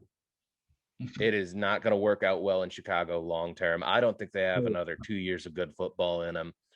They just cut their left tackle, Charles Leno II. And I mean, he wasn't great. By no means was he great, but he was a left tackle. And now you have none. I think he's Kevin Jenkins is really good. Yeah. Right tackle. Yeah, he should be a right tackle. But I think he'll play left out of need. They shouldn't have cut Leno, though. I hope they bring him back, but I don't hope they bring him back. Yeah, right. I hope Chicago keeps making mistakes as well. I just want to see competitive football. If the Lions beat you like when the Lions play like Green Bay, take for instance, and Aaron Rodgers hurt, I know I'm going to win that game because I don't trust nobody backing up Aaron Rodgers. You understand what I'm saying? Yeah.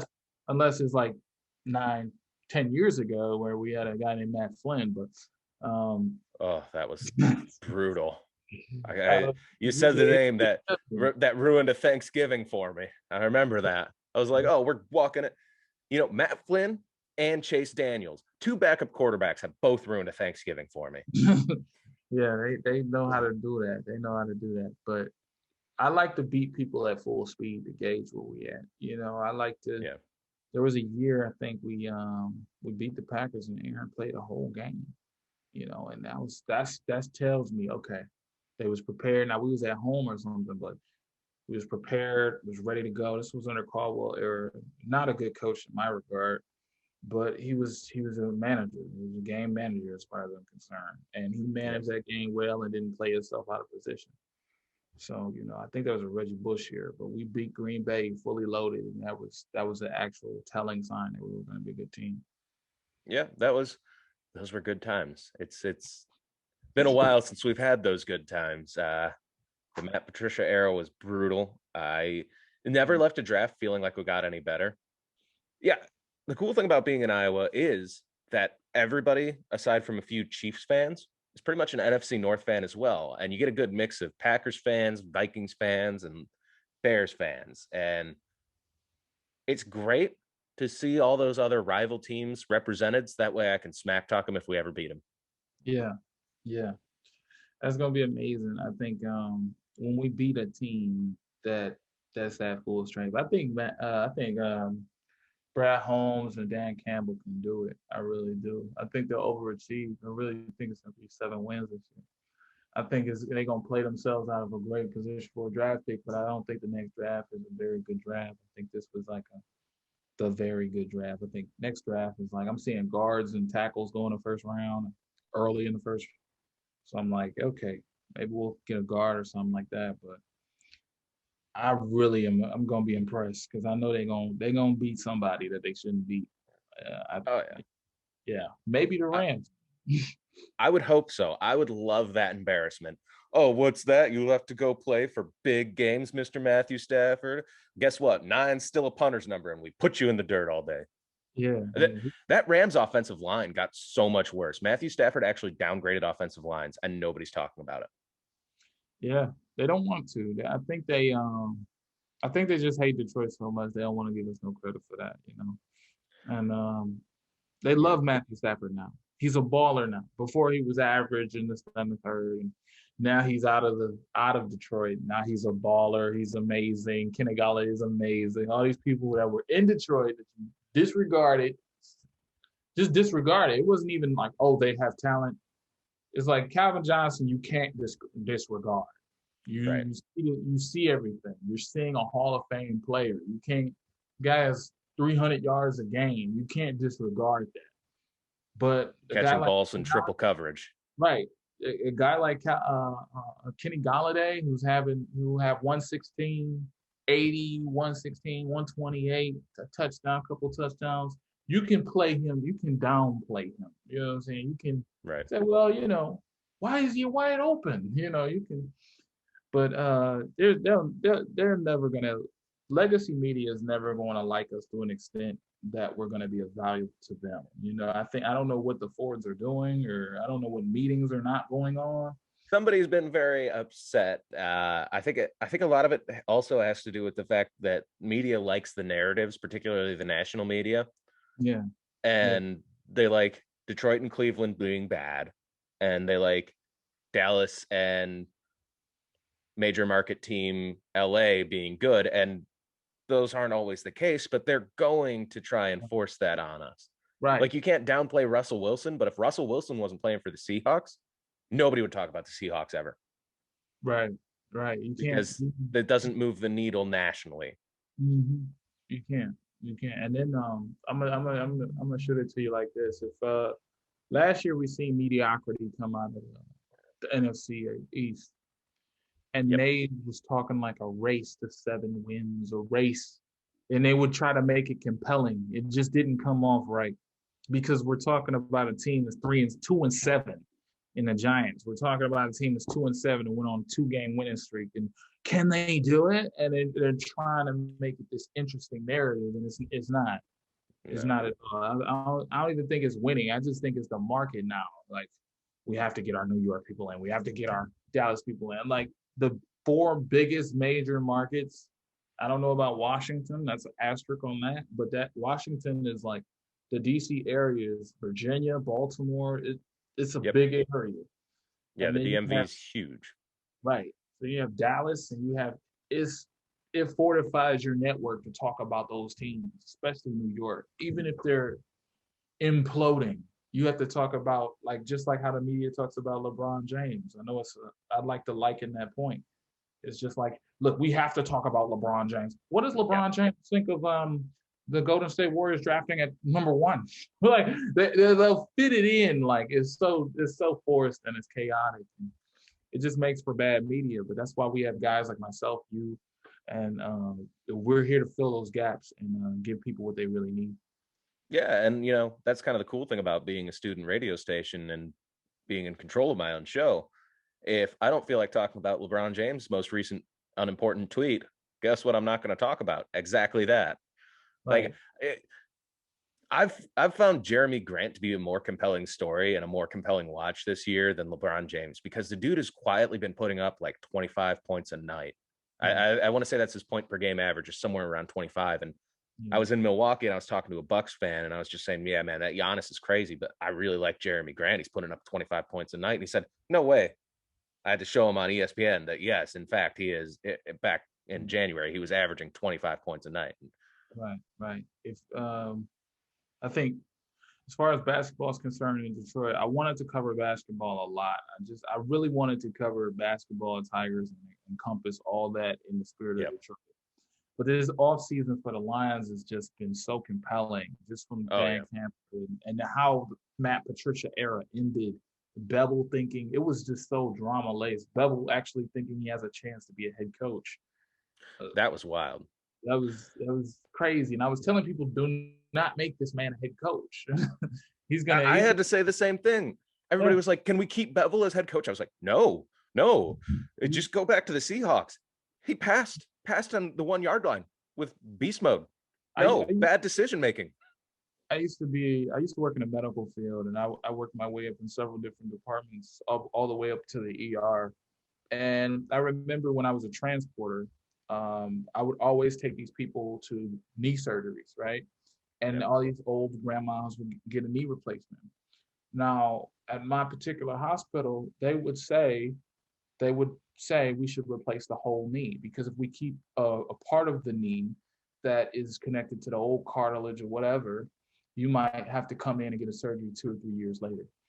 And I say that to say, when you starting fresh and getting a new regime, replace the whole knee, replace everything there, so you don't have to start again 3 years again. The Lions organization just likes starting over every 3 years, 4 years, 5 years. And we not, as fans, we don't want to do that. Well, they also haven't been completely flushing the system. Exactly. Like, when Bob Quinn took over, he made very minimal staffing changes to the scouting department. Brad Holmes just axed the whole department. Finished the draft, said, thanks for your service. Here's a pink slip. Pack your stuff, go home. Right. And look, that's you guys during the draft. And it is smart not to change him before the draft because they'd already done all the work. But if you're going to make this thing your own, you're going to hire your own people. You're going to hire the people that you want. And if you don't, like you said, you're leaving something for a surgery later. Right. And I can understand keeping Hank Fraley. He's an experienced offensive lineman. He's a Dan Campbell guy. He played offensive line. He's a former player. He's coached up, I would say, mediocre talent in Taylor Decker into being really good. 2 pressures in as many years is pretty impressive. He does get a lot of holding calls, though, but he'd rather hold than allow pressure.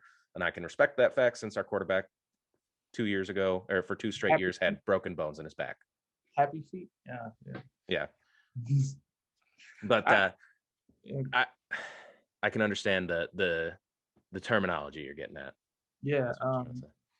He's I'm gonna say this about Stafford. I respect Stafford. Thank you for your service. But look, man, you gotta go, man. Because Yep. all the time you've been here, you've been through three regimes, man. You've been through three regimes. You've been the constant. You gotta go, man.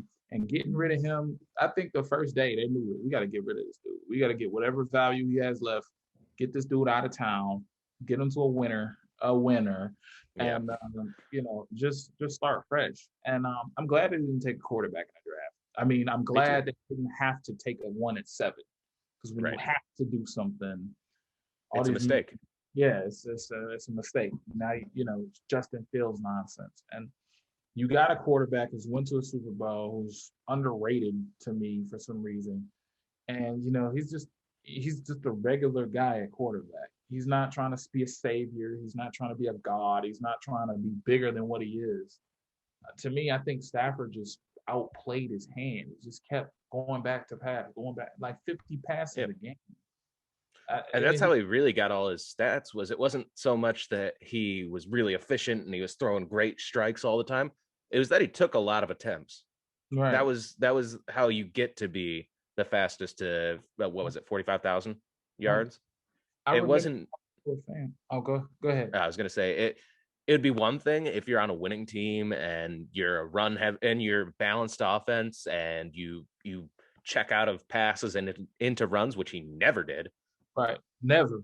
Never. He always checked out of runs and into passes immediately. Almost immediately, you could see him go to the line. Mike identify. All right, check. you'd see the kill, and then you'd see him go to a pass every time. It was clearly set up to be a run play. Check to the pass. And I think one person said it here, and it was Chicago, week 1, and I think it was on the teleprompter. That was like, do we let Matt be Matt? They're up 21-10. It's the Bears. They're playing the Bears. You're up 21-10. Just run the ball. You have 4 minutes left, 5 minutes left in the game. Mm-hmm. Just run the ball. Yep. That's all you have to do is run the ball, control the clock, kick a field goal, pull this thing away. It's 24-10, or 27-10. There's no way they can come back. Get 3 and out. Let's go. Let's go home. We're at home. Let's go home. And Yep. I remember to tell a guy, like the people that talk, do you just let Matt be Matt in the situation and go let him win you the game? What are you talking? We're winning the game. We're winning. And it's Stick to the script. You're winning. Right. He hasn't came back, and I know he has that stat where he has like 19. All those fourth quarter comebacks. Yeah. How many times did his defense or offense put him in that position to do that? Everybody was working on the same accord. It's not just him. You know what I'm saying? It's not just him. It's the wide receiver catching the pass. It's the defensive back intercepting the pass. It's the Glover Quins, the defense that was doing that work to get back in the game. And it was him closing it out like a team should do. And then on the second hand, you have, he hasn't done that in 2-3 years. Mm-hmm. So we can't say he's the comeback kid. He hasn't done that in 2 years. We haven't been Chicago in 2 years. So until Bevel took over, and that's when they were acting crazy. But that's when people started getting wild as well. We beat Chicago in Soldier Field. And I was like, yeah, a really bad Chicago. Really bad team. A team that thought they were good and realized they weren't. And we were a team that was actually good, but we couldn't play. And we were a team that had good talent, terrible coaching. Yeah, I think that what's going to happen is we're going to do better than what people expect. And absolutely.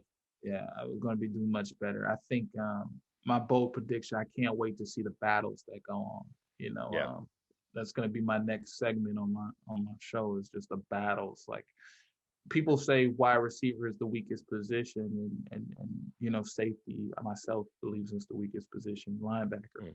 But to see this open field battle at wide receiver, you got guys like Sage Surratt I've been covering since December. You got guys like Taquan Williams that I don't like at all. Brashad Perriman don't like at all. You got guys trying to rebuild their career, and then you have guys trying to start one. So both of them have everything to lose. And you have these 3 wide receivers, rookies that just are highlight reels. And then you have these guys that did a lot in the league, but they just want an opportunity. And when I hear like opportunity Detroit now, I don't think it's just the business and the marketing. I think it aligns because you can become something here. You have a great chance to be here and play. If you just ball out this training camp, you can be a full-time starter Yep. and you can just continue to ball out. These guys are on one-year deals. No Yeah. one's promised nothing. Like that's the best competition I've ever seen right here. Yeah, I mean, it's something that we haven't seen in a long time. We had a lot of stability at the wide receiver room, but it was a known fact that if you come to Detroit, you're behind Kenny Galladay and Marvin Jones. Now there's actual competition, and I'm super excited about it as well. I think Quintez Cephas, I really, really liked what he did last year. I think he's got the opportunity to get a lot of starting snaps this year because he's got the prototypical body. He's like 6'3", 195, somewhere in that ballpark of weight, but he's the right height and he's pretty fast. Right. But I liked what he did last year. He was able to take the top off of defense sometimes. He was able to stretch the field vertically. Not the most refined route runner, but that's kind of what you get out of Wisconsin is you get slants and goes, and that's what they like. Yeah. I like him a lot. I like Quintez in the slot. He's 6'1". 6'1". Yeah. I like him in the slot, and I like the fact that he was posting some stuff with Hawkinson. I think that he was working out with Hawkinson. He wants to get his body right. When I see guys putting in extra work before the draft or whatever, February, January, that tells me that they're here to stay. That tells me that they want something. And I didn't see that from Carrion ever. But when it I occasionally saw it like once a year, he'd post like a post workout picture or video or something, a post workout. Right. And I'm looking at it and I'm like, huh, what was the workout? That's what I was wondering. I was like, what are you doing, man? Are you doing those weird Alvin Kamara balance, throw the colored balls at the wall drill? Like, what are you doing, man? What are you doing? I wish that I wish that Cephas gets his shot, and I think he'll do that. But I think the person that's gonna be a real surprise this year is Khalif Raymond. Khalif Raymond is gonna be an amazing slot deep receiver, and I think he's gonna surprise some people. He has skill set. He's played in big games. He's done well in big games. He coming from Tennessee, and he was the deep threat. If it wasn't AJ Brown, if it wasn't the other guy, he was the guy. If that had to take place, and he filled in nicely. And I think Khalif Raymond is not only is going to be a great punt returner, kick returner. I think he's going to be a secret weapon. I think that his ability, his raw speed, and having a team with speed. Look, you're a bum. You were on a team. I got to give you $1 million deal. But look, you do this 1-year deal and you have speed. Mm-hmm. And we have a quarterback that loves speedy receivers, that loves to get the ball deep, that loves the quick hitches and all these quick routes and spread concepts. To me, that assures me that if anybody with speed is going to get open. And I think he's got the best pure speed, better than Tyquan Williams and better than all those guys. I think he's going to be a receiver that's going to be a real problem for defenses because they're going to, who is this guy? They're going to like Lance Moore him, like, who is this man? And it's going to be a consistent day, like every day. Like people are just going to have that number 14 jersey. Yeah. I guarantee it. And Sage Surratt too. I think Sage Surratt makes the team and works his way up. And he was a freak at Wake. He was a freak at Wake Forest. And Wake Forest didn't really, outside of Jamie Newman, who could really stretch the field, they really didn't have a whole lot of great quarterback play. That's not what you knew Wake Forest for. You knew him for being, I think, a Catholic school in North Carolina. Yeah. They were the Demon Deacons. Duncan, maybe. Yeah. Yeah. We'll take that. Well, all out. It's just he had contested catches every time, and people say he can't get off runs or can't get off the defender. Yeah. I think that's a little bit separation. I think that's a little bit of a misnomer. I think that college athletes are good athletes. You don't have to be an elite. I know he had to have like a 4.3 or 4.4 to get drafted. I know he had to have that to get drafted. I said that in one of my videos. But for him to elevate to a 2nd round pick or a 3rd round pick, he had to have like a 4.4, like flat. And he didn't do that. But I think his ability his game speed and his intelligence and his blocking. I think that's what you want. I'd rather have, and I know I just praised Khalif Raymond for his speed and his breakaway ability, but I'd rather have a player that can contest catches. I'd rather have a player that can a big body receiver that can just create, like a Marcus Colston type that can just create space for himself. His wingspan creates space for himself.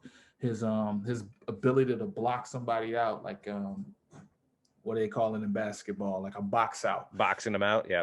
Yeah. I think that's that's undeniable. That's talent that you can't quantify because he's using his body, but he has the correct balance and the capability to use his body to shield the defender, still come down with the concentration for the ball. That's Calvin-esque to me. And Yep. I see that freely, but that's Calvin-esque. So I love that type of receiver. I think the battle's gonna be crazy, man. The Yeah. battle. Now it makes complete sense why you love the Iowa State wide receivers so much. Big body, Yeah. create their own space. That's kind of our go-to around here. I mean, Mm-hmm. but yeah, no, I like Sage Surratt. I was surprised he didn't get drafted. And when I heard we signed him, I was like, oh, he's gonna be on the team for sure. He'll probably start a couple games even. Like Yeah. he's got all the abilities and the tools, and he's what Jared Goff needs on the outside. Matter of fact, I didn't like the draft for them though. Who? I liked the Lions. I didn't like Really? I wasn't in love. I was in love. I'm more in love with the rookie free agents they got than the draft. And I'll tell you why. All right, first and foremost, I love Sewell. Yeah. He's got that. It's hard not to. Right. It's hard not to. Powerful dude. He can block, play right tackle, left tackle. Worst case scenario, it doesn't pan out. He's a guard. Yep. Complete upside, complete value. The next pick, Enzarike, I had to get sold on Enzarike because he's moving. He was an opt out, and that was hard. Yeah, he was an opt out. He's got strong man, mentality. He's a three technique. He's a more athletic defensive tackle. Yeah, like a guy named Mark Orm's on YouTube. He put me on Enzarike. He warmed me up to the idea because he had strong man capabilities. He played in a 3-4. He would play a nose tackle position in a 3-4. He really is an athletic defensive tackle. I wanted the Lions to get a defensive tackle, but I wanted like them to get the Aleem McNeil. That's who I was really high on. Yeah. And they got him. So I'm seeing what they're doing. They want to have like bodies there. They have 8 defensive tackles on the roster right now. 8 defensive linemen anyway on the roster right now. So yeah, only about 3 of them are any good, and the rest are going to get cut real quick. Right. So it's gonna be a complete battle, and I like Melifonwu. Melifonwu is a great thing, but anything after that, I'm sorry. It's just I'm not sold on Amon Ra. I don't think he's a good receiver at all. I didn't see nothing from him. You really have to go back to his freshman film to see the good stuff. Once they hired what's his name? Graham Harrell from UNT to be the offensive coordinator. They really stopped using him the way he's supposed to be used. If the new regime's coming in, I want a whole replacement of old traditions. Breaking a player down to their, dead. I want that to go. Yeah. That's the players in that regard. And that's not ever really been Dan Campbell's style. We've got a very small sample size of him as a head coach. And it's the time he was at Miami, and he was really good with the players. I wouldn't say amazing, but he was really, really good.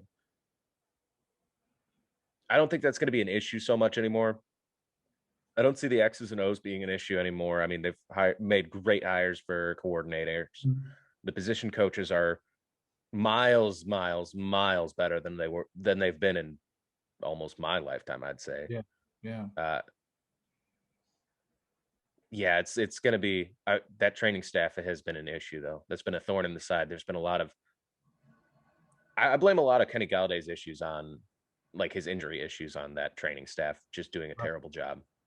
Yeah, I think that's going to be the defining factor, and the level of assistant coaches has gone up. It's just tremendous, and I think that when we think about the Lions, I want to think about excellence. Excellence in every way, not just the level of play and who they're beating. I wanted these players to have achieve something, be safe, because I don't want nothing happening that, the stuff that happened to Calvin and Stafford and, even guys like Reggie Bush who came here and, had 1,000 yard season and just seen the negligence by some of these people when you get hurt. There's just a negligence. But, Yep. as far as the coaching staff goes, these guys are amazing, man. Every dude. Now, let's say that, can I ask you a question? Mm-hmm. Now, in the offseason, ESPN ripped us because we didn't hire Salah. And I love Salah a lot. Much respect to the man with the Jets. He's got A1. I liked him. Like What? You don't like him? I liked him to an extent, but I actually so the rumor mill put out that he tanked 2 interviews. He tanked ours, which, I trust Chris Spielman to an extent, but he tanked ours. The one that really stood out to me was he tanked the Chargers. The Chargers could have had their pick of the litter of whoever they thought was the best coach.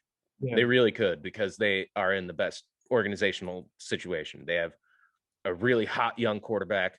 They've got a good defense. Yeah, you got to go up against Patrick Mahomes, but all the pieces are there for you to be a contender. And you got cap room. You've got cap room, yeah. You don't try to lose that job. That's a good job. You don't try to. Yeah, that's one that you should be absolutely prepared for going into it. So when I heard that he tanked the Chargers job, Chargers interview, I said, okay, so maybe Detroit didn't pass on him for no good reason. Maybe they really did think this one through. Dan Campbell was the right fit, because why he pursued the job first. Yep.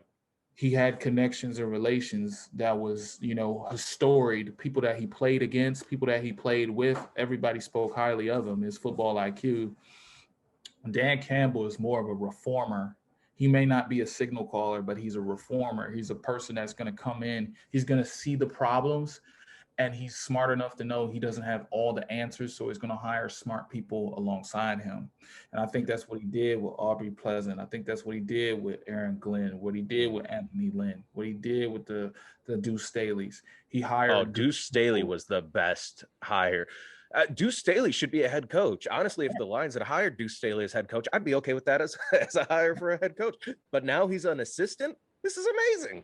Yeah, I think his value is more than just a placeholder of a position. Like I can say that Matt Patricia was definitely a placeholder, because his calling card was a play in the Super Bowl. That was his calling card.